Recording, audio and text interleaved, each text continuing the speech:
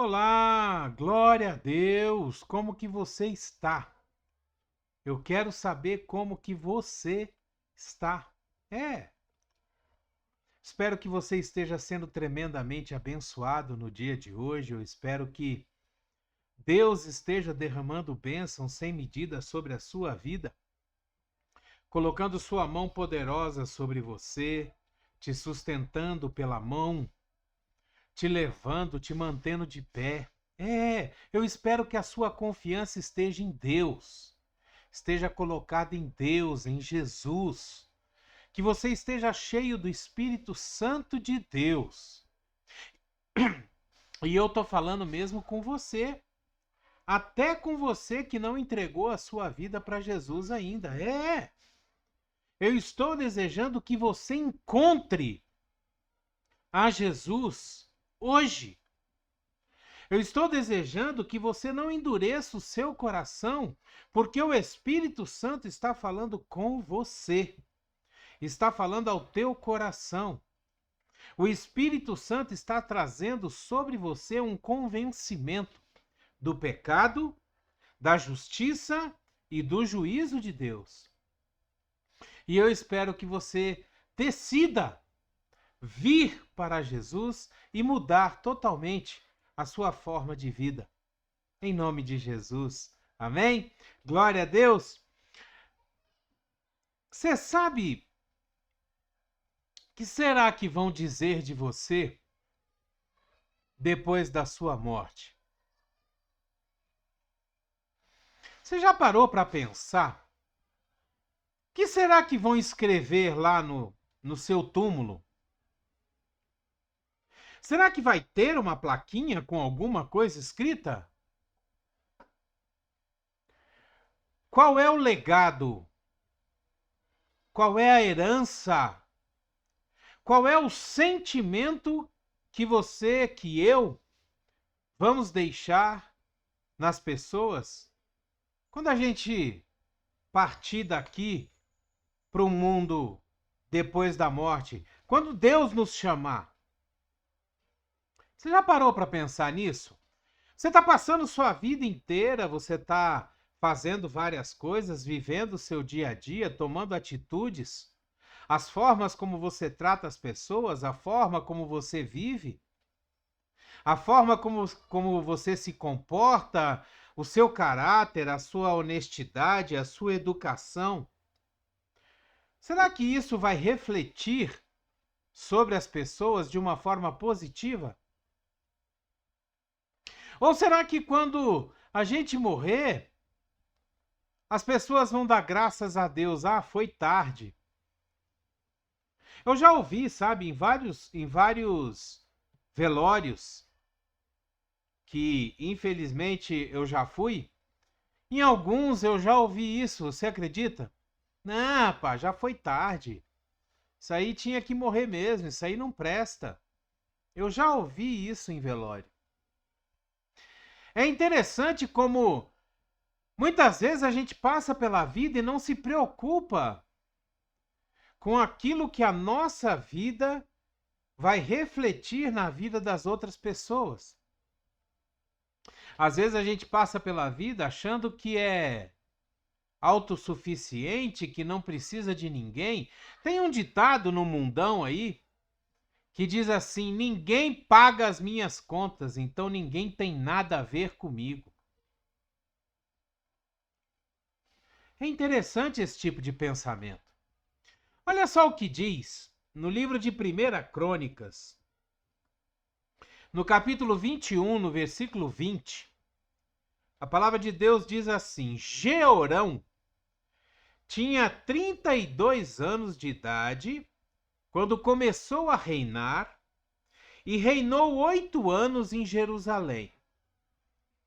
Jeorão morreu sem que ninguém o lamentasse e foi sepultado na cidade de Davi, mas não nos túmulos dos reis. Será que alguém vai lamentar a sua morte? Será que alguém vai sentir falta? Olha só que interessante, em outra versão diz assim: tinha 32 anos quando começou a reinar Jeorão e reinou 8 anos em Jerusalém. Morreu sem deixar de si saudades. E o sepultaram na cidade de Davi, porém não nos sepulcros dos reis. Deixa eu te falar uma coisa. Jeorão, ele foi rei de Judá. Ele era descendente de Davi e ele reinou em Jerusalém, reinou no reino de Judá durante 8 anos. E é interessante quando você começa a ler o capítulo 21 de 2 Crônicas, porque esse capítulo ele fala assim, olha só: Josafá descansou com os seus antepassados e foi sepultado junto deles na cidade de Davi. O seu filho Jeorão foi o seu sucessor. Os irmãos de Jeorão, filhos de Josafá, foram Azarias, Jeiel, Zacarias, Azarias, Micael e Cefatias. Todos eles foram filhos de Josafá, rei de Israel. Ele lhes deu muitos presentes de prata, de ouro, objetos de valor, bem como cidades fortificadas em Judá. Mas o reino ele deu a Jeorão, porque este era o seu filho mais velho. Logo Jeorão se fortaleceu no reino de seu pai e matou à espada todos os seus irmãos e alguns líderes de Israel. Ele tinha 32 anos de idade quando começou a reinar e reinou 8 anos em Jerusalém. Ele andou nos caminhos dos reis de Israel como a família de Acabe havia feito, pois se casou com uma filha de Acabe e fez o que o Senhor reprova. Fez o que o Senhor reprova. Ele andou nos caminhos dos reis de Israel como a família de Acabe havia feito, pois se casou com uma filha de Acabe e fez o que o Senhor reprova. Entretanto, por causa da aliança que havia feito com Davi, a aliança que Deus fez com o rei Davi, o Senhor não quis destruir a dinastia dele. Ele havia prometido manter para sempre um descendente de Davi no trono. O cara se fez odioso perante todo mundo. Todo o povo de Israel, todo o povo de Judá odiava Jeorão. Sabe, existem várias pessoas que estão vivendo uma vida em que as atitudes dele, as decisões, as escolhas que eles fazem com que as pessoas detestem estar ao lado dessa pessoa. E não é isso que Deus quer de nós. A palavra de Deus, ela nos diz que nós devemos amar o nosso próximo como a nós mesmos. Que nós devemos repartir o amor de Deus a todos aqueles que nos rodeiam. Nós devemos cuidar das viúvas, cuidar dos órfãos, que nós devemos amar as pessoas, tratar as pessoas bem. Mas existem pessoas, infelizmente, que acham que elas não têm obrigação nenhuma com as outras pessoas. Que elas não têm obrigação de serem educadas, que elas não têm obrigação de serem honestas, que elas não têm obrigação de demonstrarem às pessoas nenhum tipo de afeto, nenhum tipo de preocupação. Como é que é a sua vida? As suas atitudes, o que elas mostram para as pessoas? Sabe, muitas vezes nós até declaramos para os nossos amigos, colegas de trabalho, colegas de faculdade, nós até declaramos, não, eu sou cristão, eu sou crente.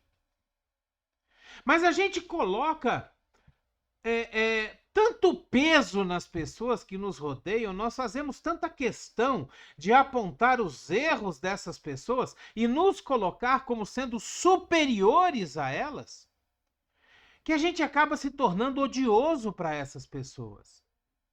E quando a gente morrer, quando a gente se vai, quando a gente some do convívio dessas pessoas, elas dão graças a Deus. Será que é isso que Deus espera de nós? Será que a religião, a obra que Deus tem para que a gente faça é essa?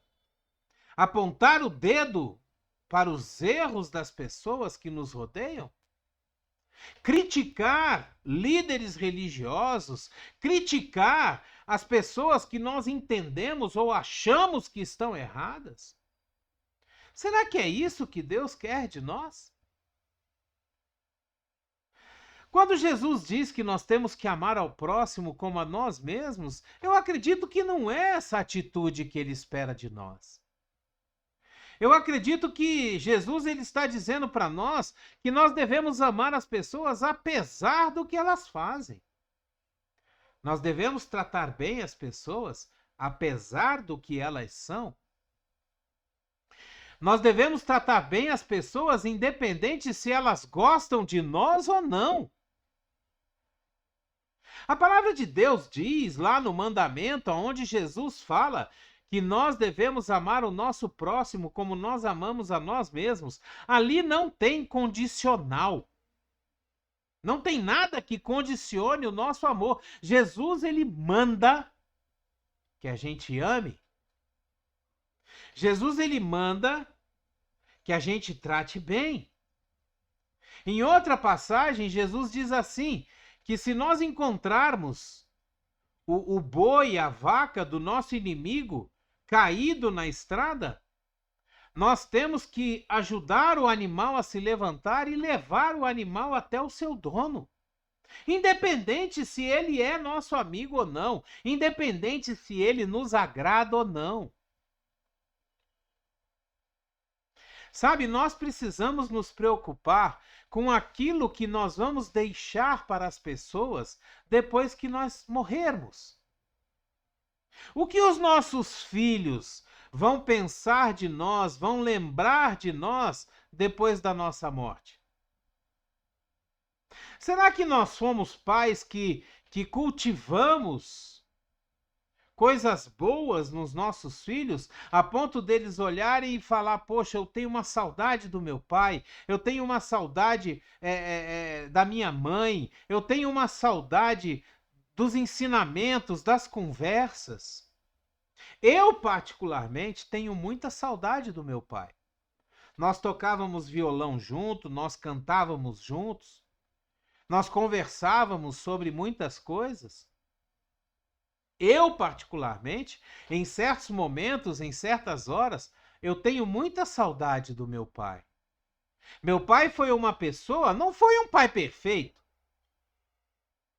mas eu lembro do meu pai com carinho, com saudade. Sabe por quê? Porque meu pai nunca deixou nos faltar nada. Nós tínhamos o básico, o necessário, e nunca nos faltou nada.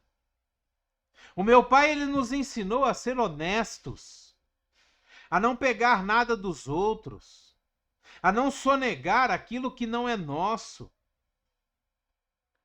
Meu pai nos ensinou a ter caráter.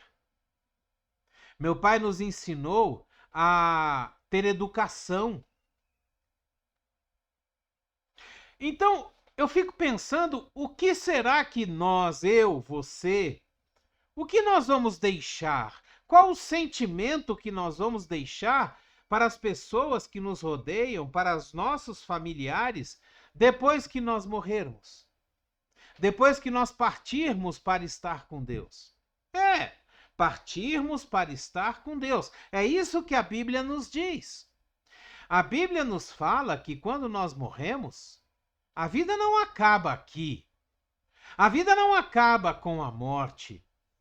Muitas vezes, nós vemos os nossos familiares morrerem e a gente fica meio revoltado porque eles morreram. A gente fica questionando Deus por que permitiu, né, que eles morressem e tal. Mas quando nós vamos na palavra de Deus, a gente vê que a morte nada mais é do que um até breve. A morte nada mais é do que a transição desta vida para uma vida depois da morte. Seja ela dependendo das suas escolhas, com Deus ou não. Nós temos dois caminhos a seguir. A palavra de Deus ela é bem clara. Ela diz que ao homem é dado morrer uma única vez, vindo depois disso o juízo, que vai nos levar para estar com Deus em toda a nossa eternidade, ou não, para estar do outro lado, para estar no inferno. Apesar de que muita gente diz que o inferno não existe, outras pessoas dizem que o inferno é aqui mesmo. Mas não é isso que a Bíblia nos diz. O inferno é um lugar real, que foi criado para o diabo e seus anjos, não para nós. O inferno não foi criado para os filhos de Deus. O inferno não foi criado para o homem, criatura do Deus vivo. Sabe por quê? Porque para nos salvar e nos redimir, Jesus morreu na cruz. Jesus veio em carne e sangue, habitou entre nós, esteve aqui nesse mundo, morreu e ao terceiro dia ressuscitou. Ele está vivo e a promessa dele é que ele vai voltar para nos buscar, para estar com Deus. O que as pessoas vão lembrar de nós, vão pensar de nós depois da nossa morte? Qual é o sentimento que as pessoas terão depois que a gente morrer? O que será que vão escrever no nosso túmulo, na nossa lápide? Qual será o discurso que será feito no nosso velório? No nosso funeral, se é que vai ter velório, não sei. Eu, pelo menos, não gostaria que tivesse. O meu pai, quando ele faleceu, eu e minha mãe entramos num acordo com os meus irmãos e nós não fizemos velório. O corpo já chegou, desceu direto para a sepultura e acabou ali mesmo. Sabe por quê? Porque a minha crença é que meu pai já não estava mais ali. A minha crença é essa. Mas não é esse. O foco nosso aqui são dois. Eu quero colocar dois focos aqui nesse vídeo hoje, nesse bate-papo. O primeiro foco é que a gente medite, que a gente pense o que nós estamos deixando como legado para as pessoas que nos rodeiam, para os nossos familiares, para os nossos filhos, para a nossa esposa. O que nós estamos deixando como legado? Será que quando nós morrermos, a nossa esposa, principalmente, ela vai sentir falta de nós? Vai sentir saudade de nós? Ou ela vai dizer baixinho lá, graças a Deus que foi, já foi tarde? Isso é uma coisa que nós precisamos ter em mente. Viver uma vida para que as pessoas tenham saudade, para que as pessoas lembrem de nós, para que as pessoas olhem e falem, poxa, ele fez isso, fez aquilo, ele me ajudou aqui, ele me ensinou isso. Olha, a opinião dele foi importante para mim nessa hora. Para que as pessoas reconheçam que a nossa vida fez diferença aqui nessa terra, que nós não passamos aqui nessa terra só para ser um estorvo, um peso, um a mais, um número. Que a nossa vida tenha feito diferença. A gente precisa viver de uma forma em que Deus seja visto na nossa vida e que as pessoas sintam falta, sintam saudade. Reconheçam que de nós refletimos o amor de Deus, nós distribuímos ensinamentos de Deus. E o outro foco é demonstrar, ensinar que depois da morte existe uma vida. Certa vez chegaram para um pastor que enterrou, infelizmente, o seu filho, e aí a pessoa que chegou para ele disse assim: eu lamento muito pela sua perda. E aí o pastor olhou para ele e falou: eu não perdi. As pessoas só perdem aquilo que elas não sabem aonde está. Eu sei onde meu filho está. Meu filho está com Deus. E quando eu morrer, eu vou encontrar com ele. Nós só perdemos aquilo que nós não sabemos onde está. As pessoas da nossa família, as pessoas do nosso convívio, as pessoas da nossa igreja, os nossos irmãos, nós sabemos aonde eles estão depois que eles morrem. Então nós não perdemos. Nós dizemos um até breve, daqui a pouco eu te encontro. Porque nós cremos na vida eterna. E se nós nos mantivermos fiéis, se nós nos mantivermos firmes nos princípios e nos caminhos do Senhor, nós vamos encontrar com todas essas pessoas novamente, não do mesmo jeito que nós somos, mas a palavra de Deus diz que nós estaremos com um corpo glorificado, mas nós vamos estar todos juntos, adorando a Deus, na eternidade com o Pai. Olha só o que diz no livro de 1 Tessalonicenses, no capítulo 4, versículos de 13 a 18. A palavra de Deus, ela fala assim: irmãos, nós não queremos que vocês sejam ignorantes quanto aos que dormem, para que não se entristeçam como os outros que não têm esperança. Se cremos que Jesus morreu e ressurgiu, cremos também que Deus trará, mediante Jesus e com ele, aqueles que nele dormiram. Dizemos a vocês, pela palavra do Senhor, que nós, os que estivermos vivos, os que ficarmos até a vinda do Senhor, certamente não precederemos os que dormem. Pois, dada a ordem com a voz do arcanjo e o ressoar da trombeta de Deus, o próprio Senhor descerá dos céus e os mortos em Cristo ressuscitarão primeiro. Depois nós, os que estivermos vivos, seremos arrebatados com eles nas nuvens para o encontro com o Senhor nos ares. E assim estaremos com o Senhor para sempre. É isso que nós cremos. Essa é a crença do cristão. É isso que o cristão acredita, que nós estaremos com o Pai até a eternidade.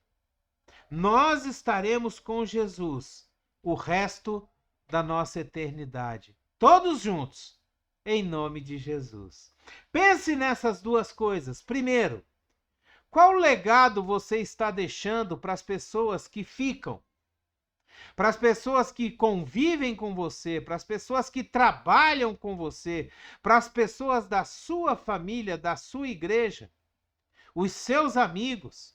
Qual legado você está deixando para elas? Qual a impressão você deixa nessas pessoas?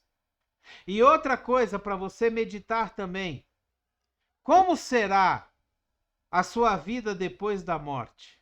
Para onde você vai? Se Jesus voltar hoje, qual será o seu destino? Depois do julgamento, será que você estará entre aqueles em que Jesus vai dizer: entre para o gozo do seu Senhor, servo bom e fiel? Ou será que você estará naqueles que Jesus vai dizer: apartai-vos de mim, vós que praticais a iniquidade, porque eu não vos conheço? Qual será o seu destino?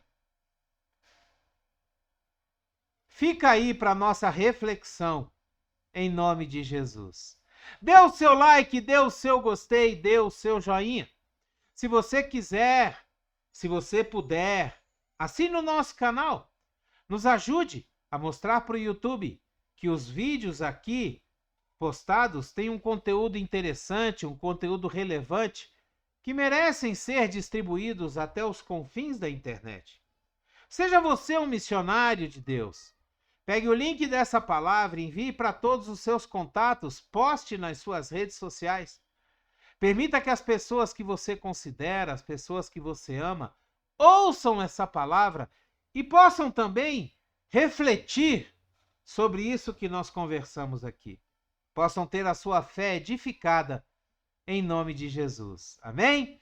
Que a graça e a paz do nosso Senhor Jesus Cristo, o grandioso e infinito amor do Pai, a comunhão e as doces consolações do Espírito Santo estejam sobre a sua vida, sua casa, sua família, aonde quer que você esteja, por onde quer que você vá. Seja você uma bênção. Seja você uma bênção. Em nome de Jesus. Amém? Abreijos para você e até o próximo vídeo.